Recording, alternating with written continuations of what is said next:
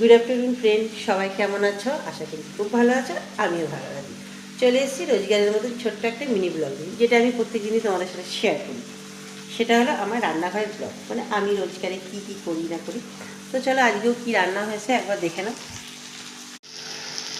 দেখো, এখানে কাচকি মাছের চচ্চড়ি করেছি, আলু বেগুন সিম দিয়ে, হয়ে গেছে, এটা নামিয়ে নেবো এখনই।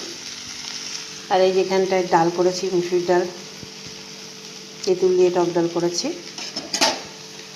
আর হ্যাঁ, তোমরাও কারা কী রান্না করেছো অবশ্যই আমায় কমেন্ট করে জানিও দুপুরে।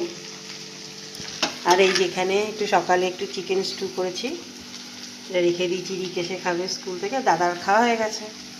আর এই যেখানটায় পুঁই শাকের সবজি করেছি মাছের মাথা দিয়ে। আর এই যে এটা বাকি রয়েছে, এটা সজনে ফুল। সজনে ফুলটা ভাজবো, এই যে পেঁয়াজ কলি দিয়ে সজনে ফুলটা ভাজবো। যে তোমরাও কারা কারা যেরকম সজনে ফুল ভাজা খাও অবশ্যই আমার কমেন্ট করে জানাবে।